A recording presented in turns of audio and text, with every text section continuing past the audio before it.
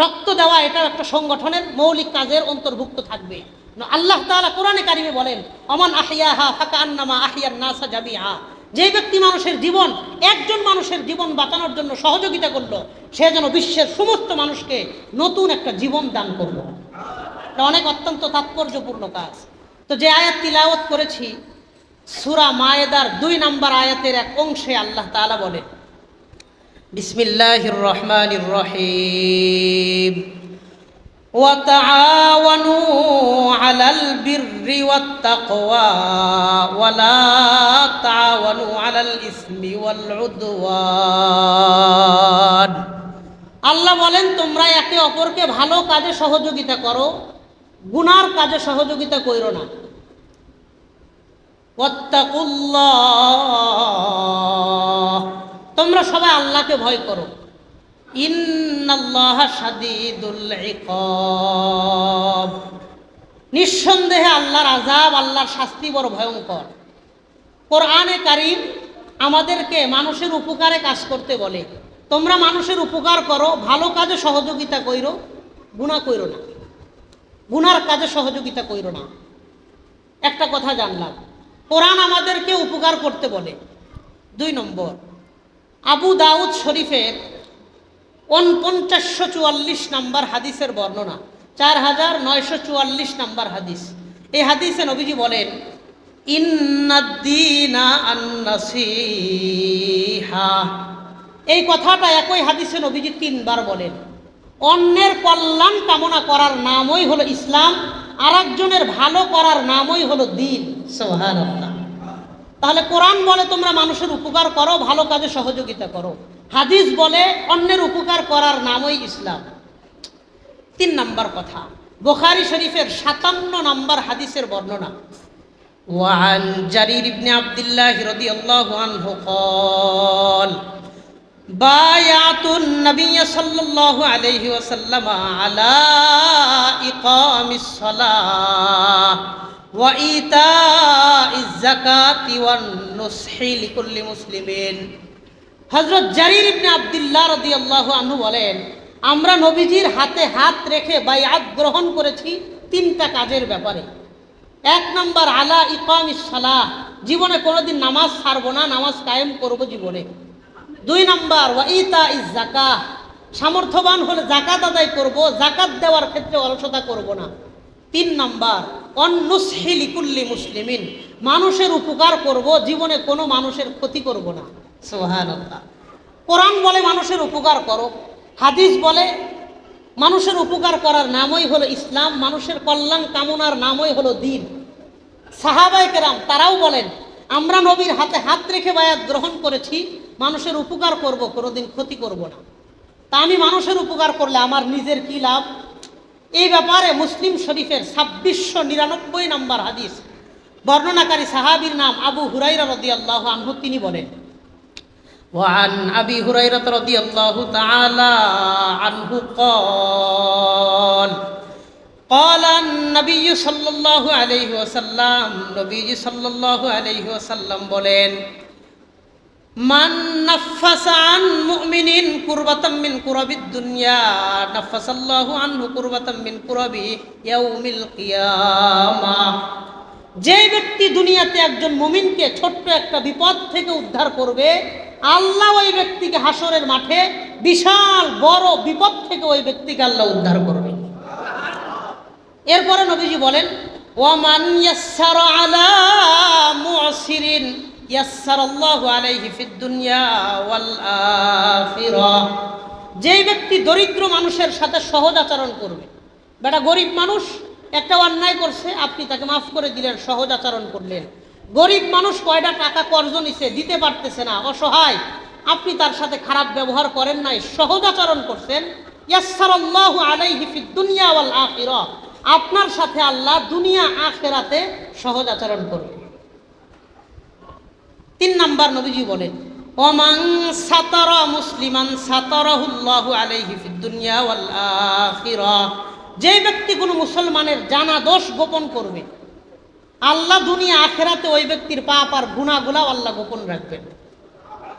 তো জানা দোষ গোপন করার কথা বলা হয়েছে, আর আমাদের সমাজে অজানা দোষ আরো তালাশ করে। কথা কন? হ্যাঁ, অজানা দোষ এটারে আরো তালাশ করে। শেষ কথা নবীজি বলেন, ওয়াল্লাহু ফি আউনিল আবদি মা কানাল আবদু ফি আউনি আখিহি। একজন ব্যক্তি আর একজন ব্যক্তিকে যতক্ষণ পর্যন্ত সহযোগিতা করবে, ওই ব্যক্তিকে ততক্ষণ পর্যন্ত স্বয়ং আল্লাহ সহযোগিতা করবে। এই পর্যন্ত আমরা চারটা কথা জানলাম। কোরআন বলে মানুষের উপকার করো, হাদিস বলে উপকারের নামই ইসলাম। সাহাবীরা নবীজির হাতে হাত রেখে মানুষের উপকারের ব্যাপারে বায়াত গ্রহণ করেছে। 4 নাম্বার, এক ব্যক্তি যতক্ষণ আরেকজনের সহযোগিতা করবে, ওই সাহায্যকারী ব্যক্তিকে ততক্ষণ পর্যন্ত স্বয়ং আল্লাহ সহযোগিতা করবেন। তাহলে সহযোগিতার কি কি খাত হতে পারে, আমরা কি কি সেক্টর নিয়ে কাজ করব, কোরআন ও হাদিসের আলোকে আমি 10টা পয়েন্ট খুব সংক্ষেপে আপনাদের সামনে একটু মুজাকারার চেষ্টা করব। 1 নাম্বার, ইসলামে এই 10টা বিষয়ের অত্যন্ত গুরুত্ব দিয়েছে, কিন্তু আমাদের সমাজ ব্যবস্থা, আমাদের রাষ্ট্র ব্যবস্থার কাছে এই 10 বিষয়ের কোনো গুরুত্বই নাই। তন্মধ্যে 1 নম্বরে আসে উইলায়াতুল ইয়াতিম, ইয়াতিমদের লালন পালন করা, ইয়াতিমদের ভরণ পোষণের ব্যবস্থা করা। এটা ইসলাম অত্যন্ত গুরুত্ব দিয়েছে, কিন্তু আমাদের সমাজে এই জিনিসের গুরুত্ব একেবারে কম, একেবারে কম। কি পরিমাণ গুরুত্ব দিয়েছে? আল্লাহ তাআলা সূরা বাকারার 83 নম্বর আয়াতে আল্লাহ বলেন, বিসমিল্লাহির রহমানির রহিম, ওয়া'বুদুল্লাহা ওয়া লা তুশরিকু বিহি শাইআ ওয়া বিল ওয়ালিদাইনি ইহসানা ওয়া যিল কুরবা ওয়াল ইয়াতামা ওয়াল মাসাকিন। আল্লাহ বলেন একমাত্র আল্লাহর ইবাদত করো। ওয়া'বুদুল্লাহ ওয়া লা তুশরিকু বিহি শাইআ, আল্লাহর সাথে কাউরে শরীক কইরো না। আল্লাহর ইবাদত করো, আল্লাহর সাথে কাউরে শরীক কইরো না। এরপরে আল্লাহ বলেন 4 শ্রেণীর মানুষের সাথে ভালো ব্যবহার করো। ওয়াবিল ওয়ালিদাইনি ইহসানা ওয়া বিযিল কুরবা ওয়াল ইয়াতামা ওয়াল মাসাকিন, মা বাবার সাথে ভালো আচরণ করো, আত্মীয় স্বজনদের সাথে ভালো আচরণ করো। ওয়াল ইয়াতামা, 3 নাম্বার, সমাজের ইয়াতিম বাচ্চাদের সাথে ভালো আচরণ করো। ওয়াল মাসাকিন, দরিদ্র মানুষের সাথে ভালো আচরণ করো। এক পাশে বললেন আল্লাহর ইবাদতের কথা, দ্বিতীয় পাশে গিয়া বললেন ইয়াতিমদের সাথে ভালো আচরণ করো। সূরা বাকারা 215 নম্বর আয়াতেও আল্লাহ তাআলা বলেন, ইয়াসআলুনাকা মাযা ইউনফিকুন। নবী, মানুষ আপনাকে জিজ্ঞাসা করে তারা কি খরচ করবে, কাদের জন্য খরচ করবে। আপনি তাদেরকে বলে দেন, কুল মা আনফাকতুম মিন খায়রিন ফালিল ওয়ালিদাইন ওয়াল আকরাবিন ওয়াল ইয়াতামা ওয়াল মাসাকিন ওয়া ইবনিস সাবিল। আপনি সম্পত্তি ব্যয় করেন 5 শ্রেণীর মানুষের জন্য। 1 নাম্বার মা বাবার জন্য, 2 নাম্বার আত্মীয় স্বজনের জন্য, 3 নাম্বার ইয়াতিমদের জন্য, 4 নাম্বার দরিদ্রদের জন্য, 5 নাম্বার মুসাফিরদের জন্য। এই 5 শ্রেণীর মানুষের জন্য আপনি সম্পত্তি ব্যয় করেন। তাহলে প্রথমে আল্লাহর ইবাদতের পাশে ইয়াতিমদের সাথে ভালো আচরণের কথা বললেন। 5 শ্রেণীর মানুষের পিছনে সম্পত্তি ব্যয় করো, এর মধ্যে ইয়াতিমদের নাম আনলেন 3 নম্বরে। ইয়াতিমদের পিছনে তোমরা সম্পত্তি ব্যয় করো। সূরা নিসা 10 নম্বর আয়াতে আল্লাহ বলেন, ইন্নাল্লাযীনা ইয়াকুলুনা আমওয়ালাল ইয়াতামা যুলমা, নিঃসন্দেহে যারা ইয়াতিমদের মাল অন্যায়ভাবে আত্মসাৎ করবে। দেখবেন অনেক সময় ভাই মারা গেছে তো ইয়াতিম ভাতিজাদেরকে বাকি চাচারা সম্পত্তি দেয় না, অন্যের সম্পত্তি, ইয়াতিমদের সম্পত্তি নিজের আত্মসাৎ করে। তাদের ব্যাপারে আল্লাহ বলেন, নিঃসন্দেহে যারা ইয়াতিমদের সম্পত্তি আত্মসাৎ করবে, ইন্নামা ইয়াকুলুনা ফি বুতুনিহিম নারা, নিঃসন্দেহে তারা তাদের পেটে জাহান্নামের আগুন ঢুকাইল। ওয়াসায়াসলাউনা সাইরা, এই সমস্ত মানুষ মরতে দেরি, আল্লাহর জাহান্নামে যাইতে দেরি হবে না। বলেন নাউযুবিল্লাহ।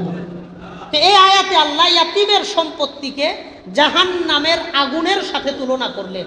তাহলে ইয়াতিমের সম্পত্তি জাহান্নামের আগুন। আমি বলবো ইয়াতিমের সম্পত্তি, আপনারা একটু বলবেন জাহান্নামের আগুন। বলেন ইয়াতিমের সম্পত্তি, আবার বলেন ইয়াতিমের সম্পত্তি, আর একবার বলেন ইয়াতিমের সম্পত্তি এই জাহান্নামের আগুন। ইয়াতিমের সম্পত্তি অন্যায়ভাবে দখল করা থেকে আল্লাহ আমাদের সমাজের সবাইকে পরিপূর্ণ আকারে হেফাজত করেন। বলেন আমিন। 3টা আয়াত আপনাদের বললাম। সূরা বাকারার 83 নম্বর আয়াত, 215 নম্বর আয়াত, সূরা নিসার 10 নম্বর আয়াত। এবার আসেন এই ব্যাপারে আমরা কয়টা হাদিস শুনি। বুখারী শরীফের 5304 নম্বর হাদিস, 5304 নম্বর হাদিস, নবীজি সাল্লাল্লাহু আলাইহি ওয়াসাল্লাম বলেন, আনা ওয়া কাফিলুল ইয়াতীম ফিল জান্নাতি হাকাযা ওয়া আশারা বিইসবাইহি সাব্বাবাতি ওয়াল ওয়ুসতা ওয়া ফাররাজা ওয়া ফি রিওয়ায়াতিন ওয়া ফাররাকা বাইনাহুমা শাইআ। নবীজি বলেন, যেই ব্যক্তি দুনিয়াতে ইয়াতীমদের লালন পালন করবে, আমি আর ওই ব্যক্তি আল্লাহর জান্নাতে এই যে দুইটা আঙ্গুল যতটা কাছাকাছি থাকে, আমি আর ওই লোক আল্লাহর জান্নাতে এতটাই কাছাকাছি অবস্থান করব। ইয়াতীমদের, যেই ব্যক্তি ইয়াতীমদের লালন পালন করবে, সহিহ বুখারীর হাদিস। আল্লাহ আমাদের বংশে, আমাদের সমাজে, আমাদের মহল্লায়, আশপাশের মাদ্রাসায় ইয়াতীম বাচ্চাগুলো আছে, তাদের প্রতি সামান্য পরিমাণে খেয়াল রাখার আল্লাহ আমাদের তৌফিক দান করে। আবু দাউদ শরীফের আরেকটা হাদিস আছে এই ব্যাপারে, 1905 নম্বর হাদিসের বর্ণনা। নবীজি বলেন, মান যাম্মা ইয়াতীমান বাইনা আবাওয়াইনি মুসলিমাইনি ইলা তাআমিহি ওয়া শারাবিহি হাত্তা ইয়াস্তাগনিয়া আনহু। যেই ব্যক্তি কোনো ইয়াতীম সন্তানের দায়িত্ব নিবে বালেগ হওয়ার আগ পর্যন্ত, ওয়াজাবাত লাহুল জান্নাতু আলবাত্তাতা, ওই ব্যক্তির জন্য আল্লাহ পাকের জান্নাতের ফয়সালা চূড়ান্ত হয়ে যায়। ইয়াতীমের দায়িত্ব নিলে জান্নাতের ফয়সালা তার জন্য চূড়ান্ত হয়ে যায়। সুবহানাল্লাহ। আর একটা হাদিস এই ব্যাপারে আমি আপনাদের শোনাই, মুস্তাদে আহমদের মধ্যে হাদিস আসছে। নবীজি বলেন, ওয়ামাম মাসাহা রাসা ইয়াতীমিন কানাত লাহু বিকুল্লি শারাতিন মাররাত আলাইহা ইয়াদুহু হাসানাত। যেই ব্যক্তি কোনো ইয়াতীম বাচ্চার মাথায় হাত রাখবে, তার হাতের নিচে যতগুলো চুল আসবে, প্রত্যেকটা চুলের বিনিময়ে আল্লাহ তাকে এক একটা নেকি দান করবে। ইয়াতীম সন্তানদেরকে লালন পালন করার এমন গুরুত্ব দিছে। এবার বলেন, আপনাদের নেত্রকোনায় কয়জন চেয়ারম্যান, কয়জন মেম্বার আছে, তার ওয়ার্ড, তার এলাকার ইয়াতীমদের তালিকা তার কাছে আছে? একজন মেম্বার, একজন চেয়ারম্যানের কাছেও তার এলাকার ইয়াতীমদের তালিকা কয়জন সংখ্যা এটা জানা নাই তার। কয়জন ভোটার আছে এটা ঠিকই জানা আছে, কয়জন মহিলা ভোটার সেটা ঠিকই জানা আছে, কয়জন পুরুষ ভোটার এটা তার ঠিকই জানা আছে, কোন বাড়িতে কয়জন ভোটার এটাও তার জানা আছে, কিন্তু কয়জন ইয়াতীম আছে এটা তার জানা নাই। কারণ তার ভোট দরকার, ইয়াতীমের সেবার দরকার নাই। কথা বলেন? হ্যাঁ, এই জন্য একটা বড় মাকসাদ, এই সংগঠন থেকে যেন যতটুকু সম্ভব হয় ইয়াতীমদের ভরণ পোষণ, ইয়াতীমদের খোঁজ খবর, এটা খুব সহজ। প্রত্যেক ইমাম সাহেব যদি তার এলাকার মধ্যে 2 দিন চক্কর দেয়, এই এলাকায় কয়জন ইয়াতীম ছেলে আছে তার তালিকা করা, তার নাম প্রকাশ করা, লিস্ট করা, এটা খুব মামুলি এবং সাধারণ বিষয়। কথা কোন ঠিক কিনা? তা আমরা এই কাজটা করবো 1 নম্বর, বলেন ইনশাআল্লাহ। আল্লাহ আমাদের সবাইরে বোঝার তৌফিক দান করেন। 2 নম্বর, বিধবাদেরকে সহযোগিতা করা। এটা আরব বিশ্বে খুব জোরালোভাবে আছে, আমাদের দেশেও নাম কাওয়াস্তে আছে। বিধবাদেরকে সহযোগিতা করার ব্যাপারে বুখারী শরীফের 5353 5353 নম্বর হাদিস, মানে 5353 নম্বর হাদিস, নবীজি সাল্লাল্লাহু আলাইহি ওয়াসাল্লাম বলেন, আসসাই আলাল আরমালাতি ওয়াল মিসকিন কাল মুজাহিদি ফি সাবিলিল্লাহ আবিল কাইমিল লাইলা আসসাইমিন নাহার। নবী বলেন, যেই ব্যক্তি বিধবাদেরকে সহযোগিতার জন্য চেষ্টা করে, আল্লাহর রাস্তায় জিহাদ করে মুজাহিদ যেই সওয়াব পাবে, আল্লাহ এই ব্যক্তিকে বিধবাদের নিয়ে ফিকির আর চেষ্টা করার কারণে মুজাহিদের সমপরিমাণ সওয়াব দান করবে। আবিল কাইমিল লাইলা আসসাইমিন নাহার, সারা রাত দাঁড়িয়ে দাঁড়িয়ে তাহাজ্জুদ পড়লে যেই সওয়াব, সারা দিন নফল রোজা রাখলে যেই সওয়াব, বিধবাদের জন্য চেষ্টা মেহনত করলে সারা রাতের তাহাজ্জুদ, সারা দিনের নফল রোজার সওয়াব আল্লাহ তাকে দান করবে। তাহলে 1 নম্বর ইয়াতীমদের সহযোগিতা করব, 2 নম্বর বিধবাদের সহযোগিতার চেষ্টা করব। আল্লাহ তৌফিক দান করেন, বলেন আমিন। 3 নম্বর, ক্ষুধার্ত মানুষদেরকে খাবার খাওয়ানো। সমাজে দেখবেন বহুত নেশাগ্রস্ত মানুষ, অসহায় মানুষ, মাথায় সমস্যা এমন মানুষ রাস্তাঘাটে ক্ষুধার্ত থাকে। এই গরিব আর ক্ষুধার্ত মানুষদের খাবার খাওয়ানো ইসলামে মারাত্মক ফজিলতপূর্ণ এবং অত্যন্ত তাৎপর্য গুরুত্বপূর্ণ আমল। এই ব্যাপারে কোরআনের অসংখ্য আয়াত আল্লাহ নাজিল করেছেন। সূরা বালাদ 5 থেকে 16 11টা আয়াতে আল্লাহ তাআলা বলেন, আয়াহসাবুল ইনসানু আল্লাম ইয়ারাহু আহাদ। মানুষ কি মনে করে তারে কেউ দেখে না? বলেন আমাদের সবাইকে সব অবস্থায় দেখেন কে? আল্লাহ। এরপরে আল্লাহ বলেন আলাম নাজআল লাহু আইনাইন, আমি তাকে দুইটা চক্ষু দিয়েছি, ওয়া লিসানাও ওয়া শাফাতাইন, একটা জিহ্বা দুইটা ঠোঁট দিয়েছি। প্রত্যেকটা মানুষের জিহ্বা একটা, কিন্তু ঠোঁট দুইটা। এরপরে আল্লাহ বলেন ওয়া হাদাইনাহুন নাজদাইন, আমি তার দুইটা রাস্তা দেখাইছি, জান্নাতের রাস্তাও দেখাইছি, জাহান্নামের রাস্তাও দেখাইছি। ফালাকতাহামাল আকাবা ওয়া মা আদরাকা মাল আকাবা, কিন্তু সে ঘাটি অতিক্রম করতে পারে নাই, সে ঘাটি অতিক্রম করে জান্নাত পর্যন্ত আসতে পারে নাই। নবী আপনি কি জানেন জান্নাতে আসার রাস্তা কয়টা? এই আয়াতে, এই সূরায় আল্লাহ চারটা কথা বলেন। জান্নাতে যাওয়ার সহজ চারটা পথ। এক নম্বর আল্লাহ বলেন ফাক্কু রাকাবা, বন্দী মানুষদেরকে মুক্তি করা। আও ইতআমু ফি ইয়াউমিন যী মাসগাবা, অভাব অনটন দুর্দিনে মানুষকে খাবার খাওয়ানো। আও মিসকিনান যা মাকরাবা, আও ইয়াতীমান যা মাকরাবা, অথবা নিজের আত্মীয় স্বজনদের মধ্যে যারা ইয়াতীম তাদেরকে খাবার খাওয়ানো। আও মিসকিনান যা মাতরবা, অথবা হতদরিদ্র কোন মিসকিন তাকে খাবার খাওয়ানো। দেখেন তিনটাই বললো, দরিদ্রকে খানা খাওয়াও, ইয়াতীমকে খানা খাওয়াও, নিকট আত্মীয় স্বজনদেরকে খানা খাওয়াও। তা খানা খাওয়ানো, মানুষকে খানা খাওয়ানো জান্নাতে যাওয়ার সবচেয়ে সহজ একটা পদ্ধতি। সূরা মুদ্দাসসিরের 40 থেকে 45 এই 5টা আয়াতেও আল্লাহ তাআলা বলেন ফি জান্নাতি ইয়াতাসাআলুন আনিল মুজরিমিন, জান্নাতীরা জাহান্নামীদেরকে জিজ্ঞাসা করবে। হাসরের মাঠে যারা জান্নাতে গেছে তারা জাহান্নামীদেরকে ডাক দিয়ে জিজ্ঞাসা করবে মা সালাকাকুম ফি সাকর, তোমরা জাহান্নামে কেন গেছো? আমরা তো দুনিয়া থেকে আসছি কিন্তু জান্নাতে, তোমরা কেন জাহান্নামে গেছো? তারা জবাব দিয়ে বলবে আমরা জাহান্নামে আসার কারণ 4টা। বলেন কয়টা? 1 নম্বর তারা জবাব দিয়ে বলবে ক্বালু লাম নাকু মিনাল মুসাল্লিন, 1 নম্বর আমরা দুনিয়াতে নামাজ পড়তাম না। 2 নম্বর ওয়ালাম নাকু নুতঈমুল মিসকিন, দুনিয়াতে আমরা মিসকিন মানুষদের খাওয়াইতাম না। ওয়া কুন্না নাখুযু মাল খাইজিন, দুনিয়াতে আমরা অনর্থক আড্ডাবাজি করতাম। ওয়া কুন্না নুকাজ্জিবু বিয়াউমিদ্দিন, আর আমরা হাসরকে, আখিরাতকে অস্বীকার করতাম, দিনকে অস্বীকার করতাম, দিনের গুরুত্বপূর্ণ বিধানকে অস্বীকার করতাম। এই 4টা কারণে তারা জাহান্নামে যাবে। তো জান্নাতে যাওয়ার সহজ 4টা পদ্ধতির 3টাই আল্লাহ বললেন, দরিদ্রদেরকে খাওয়াও, অভাবগ্রস্তদেরকে খাওয়াও, নিজের আত্মীয় স্বজনদেরকে খানা দানা করাও। গরিবদেরকে না খাওয়ানোর কারণে মানুষ জাহান্নামে যাবে। একটা বিষয় খেয়াল করেন, আগে আমরা 10-15 বছর আগেও দেখতাম মানুষ শুধু ফকির মিসকিনদেরকে দাওয়াত দিত, 10 জন গরিব দাওয়াত দিয়ে খাওয়াইতো, 10 জন মিসকিন আর ফকির দাওয়াত দিয়ে বাসায় খাওয়াইতো। আর এখন সমাজে যত দাওয়াত আছে, কে আওয়ামী লীগের বড় নেতা, কে কোন দলের কত বড় নেতা, কে কোন পাওয়ারে আছে, সব ধনী মানুষদের দাওয়াত দেয়, গরিবদের কেউ দাওয়াত দেয় না, ফকিরদের কেউ দাওয়াত দেয় না। অথচ নবী সাল্লাল্লাহু আলাইহি ওয়াসাল্লাম বলেন যেই পরিবারের লোকেরা গরিবদেরকে যত বেশি খানা খাওয়াবে ওই পরিবারে আল্লাহ তত বেশি বরকত দান করবে।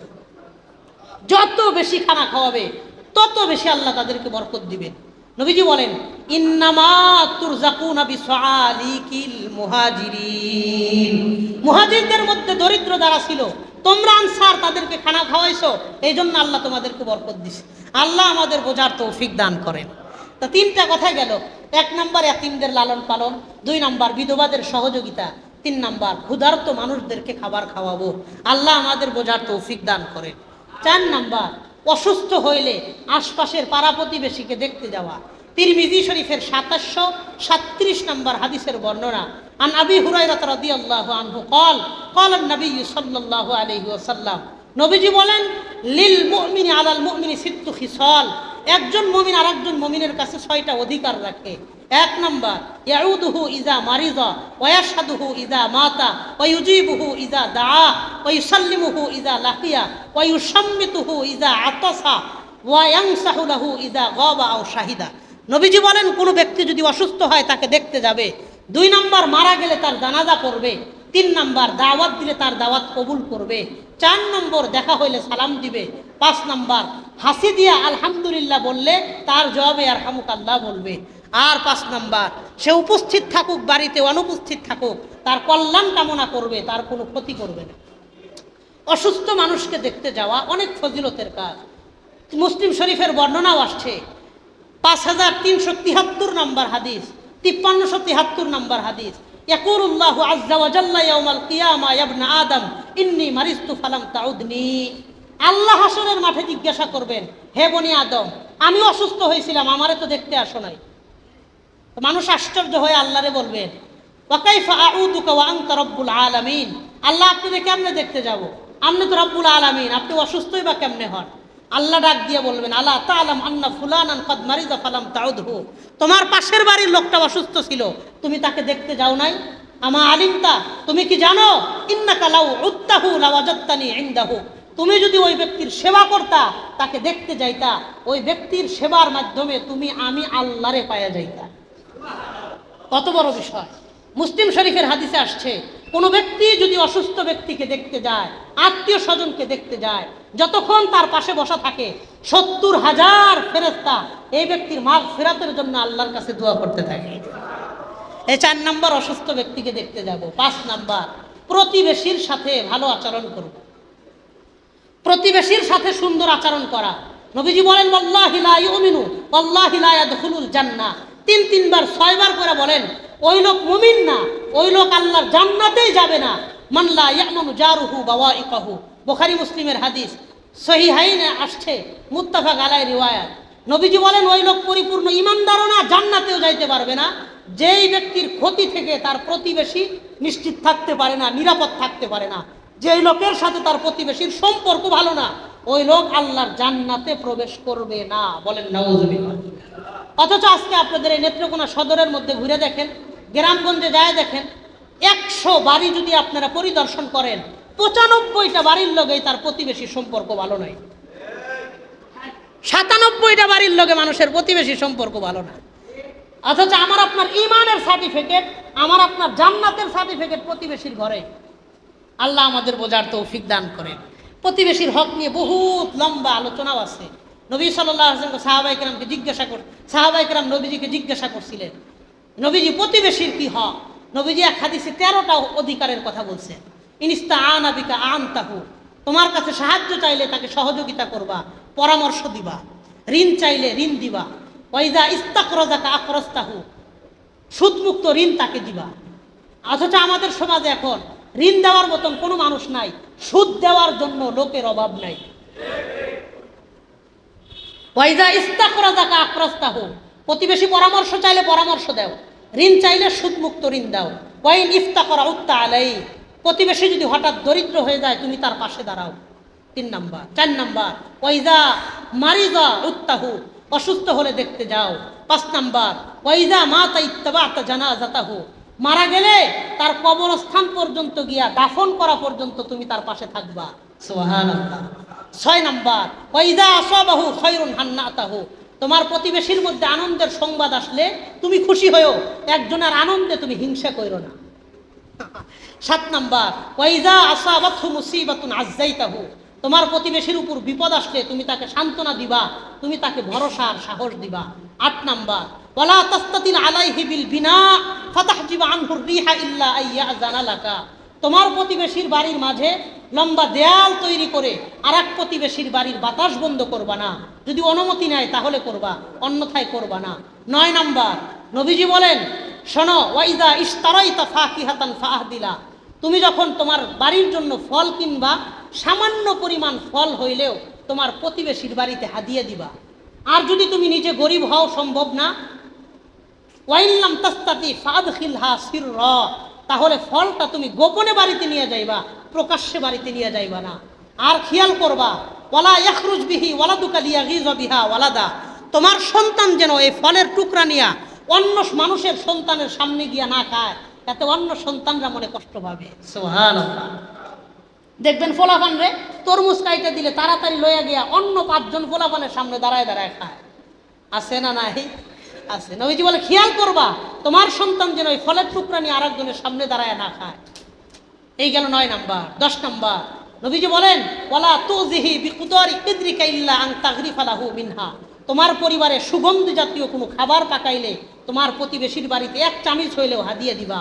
11 নাম্বার, ওয়াইদা লাকিতাহু ফাসাল্লিম আলাই। প্রতিবেশীরে দেখা হইলে সালাম দিবা। অথচ দেখবেন ওই যে প্রতিবেশী আসতেছে, সাথে সাথে সে রাস্তা পরিবর্তন করে আরেক দিকে যায়, যেন সালামটা না দেওয়ান লাগে। কথা কন, এমন টাটকা আল্লাহর ওলিও সমাজে আছে না নাই? 12 নাম্বার, ওয়াইজা দাআকা ফাস্তাজিব। তোমার প্রতিবেশী তোমার দাওয়াত দিলে তার দাওয়াত কবুল করো। 13 নাম্বার, নবীজি বলেন ওয়াইজা মাতা আহাদুম মিনহুম ফাসনা লাহুম তুআমা। তোমার প্রতিবেশীর মধ্যে কেউ মারা গেলে, প্রতিবেশীর বাড়িতে কেউ মারা গেলে তুমি তাদের জন্য খাবার পাকাইবা, যেন ওই বাড়ির ছোট ছোট বাচ্চারা না খায়া যেন ক্ষুধায় কষ্ট না করে। এটা ইসলামের সৌন্দর্য। 5 নম্বর কথা, প্রতিবেশীর সাথে সদ আচরণ করা। 6 নম্বর, মুসলমান ব্যক্তিকে সুদমুক্ত ঋণ দেওয়া, কর্জ দেওয়া। নবীজি বলেন মান আকরাজা মুসলিমান কর্জান মাররাতাইন কানা কাসাদাকাতিহা মাররাতা। যেই ব্যক্তি একজন মুসলমানকে 2 বার কর্জ দিবে, ওই সম্পূর্ণ টাকা আল্লাহর রাস্তায় দান করলে যেমন সব, 2 বার কর্জ দিলে সমপরিমাণ সব আল্লাহ দান করে দেন। 7 নাম্বার, ত্রাণ বিতরণ করা। ত্রাণ, বিপদগ্রস্ত মানুষকে সহযোগিতা করা। একটা হলো দান, যেটা গরিব মানুষ পাবে, আর একটা হলো ত্রাণ, যেটা বিপদগ্রস্ত মানুষ পাবে। আপনার 5 তলা বাড়ি, নিচতলায় পানি উঠে রয়েছে, গ্যাস নাই, চুলা নাই, কিচ্ছু নাই, তা আপনার পেটে ক্ষুধা। কারণ ক্ষুধা গরিব মানুষের ত্রাণ। ত্রাণ এটা ধনী গরিব সবার জন্য সমান। বিপদগ্রস্ত মানুষের পাশে দাঁড়ানো। আল্লাহ আমাদের বোঝার তৌফিক দান করে। 8 নম্বর কথা, শরণার্থীদেরকে আশ্রয় দেওয়া। ইরহামু মান ফিল আরদি ইয়ারহামুকুম মান ফিস সামা লা ইয়ারহামুল্লাহু মান লা ইয়ারহামুন নাস। ওই ব্যক্তির উপরে আল্লাহ দয়া করে না যে মানুষের উপর দয়া না করে। এক ব্যক্তি নদীতে বাড়ি ভেঙে গেছে, আপনার জমিন পতিত পড়ে রয়েছে, সে একটু আশ্রয় চাইতেছে, আপনি আশ্রয় দেন, হাসরের মাঠে আল্লাহ আপনাকে আশ্রয়ের ব্যবস্থা করে দিবেন। শরণার্থীদেরকে সাহায্য করা। 9 নাম্বার, রক্তদান করা। রক্ত দেওয়া এটাও একটা সংগঠনের মৌলিক কাজের অন্তর্ভুক্ত থাকবে। আল্লাহ তাআলা কোরআনে কারিমে বলেন ওমান আহইয়াহা ফাকান্নামা আহইয়ান নাসা জামিআ। যে ব্যক্তি মানুষের জীবন, একজন মানুষের জীবন বাঁচানোর জন্য সহযোগিতা করলো, সে যেন বিশ্বের সমস্ত মানুষকে নতুন একটা জীবন দান করলো। এটা অনেক অত্যন্ত তাৎপর্যপূর্ণ কাজ। 10 নম্বর, সামাজিক যে কোনো কল্যাণমূলক কাজে নিজেদেরকে সম্পৃক্ত করা। একা সম্ভব না, সবাই করতেছে, নিজেরা সম্পৃক্ত হওয়া। একটা সংগঠনের মৌলিক 10টা দায়িত্ব থাকতে পারে। 1 নম্বর, এতিমদের সহযোগিতা করা, খেয়াল করেন। 2 নাম্বার, বিধবা মানুষের পাশে দাঁড়ানো। 3 নাম্বার, ক্ষুধার্ত মানুষকে খাবার খাওয়ানো। 4 নাম্বার, অসুস্থ ব্যক্তিকে দেখতে যাওয়া। 5 নাম্বার, প্রতিবেশীর সাথে ভালো আচরণ করা। 6 নাম্বার, মুসলমান মানুষদেরকে সুদমুক্ত ঋণ দেওয়া। 7 নাম্বার, বিপদগ্রস্ত মানুষের মধ্যে ত্রাণ বিতরণ করা। যে কোনো বন্যার্ত পরিস্থিতি, প্রাকৃতিক দুর্যোগে বিপদগ্রস্ত মানুষের পাশে দাঁড়ানো। 8 নাম্বার, শরণার্থীদেরকে সহযোগিতা করা, শরণার্থীদেরকে আশ্রয়ের ব্যবস্থা করা। 9 নাম্বার, রক্তদান করা। 10 নাম্বার, সমাজে যে কোনো কল্যাণমূলক কাজে নিজেদেরকে অংশগ্রহণ করা। এই 10টা কোরআন হাদিসের আলোকে অত্যন্ত গুরুত্বপূর্ণ বিষয়। আল বারাকা ইসলামী ফাউন্ডেশন যদি এই 10টা বিষয়কে সামনে রেখা আগাইতে পারে, ইনশাআল্লাহ 1 বছর, 2 বছর, 5 বছর, 10 বছর যদি এই নীতি আদর্শকে নিজেরা বুকে ধারণ করে একমাত্র লক্ষ্য উদ্দেশ্য বানায় আগাইতে পারে, আল্লাহর কসম উলামায়ে কেরামদের হাতে এই নেত্রকোনার নেতৃত্ব চলে আসবে। কোনো ফাসিক, ফুজ্জার, ঘুষখোর, দুর্নীতিবাজ আগামীতে নেত্রকোনার নেতৃত্বে আসতে পারবে না, আসতে পারবে না, আসতে পারবে না। আল্লাহ আমাদের এই তরুণ ভাইদের এই মেহনত, পরিশ্রমকে জনকল্যাণমূলক কাজে যারা আত্মনিয়োগ করতে পারে, সাহসিকতার সাথে, ইখলাসের সাথে অগ্রপানে এগিয়ে যাওয়ার আল্লাহ তাদের তৌফিক দান করেন।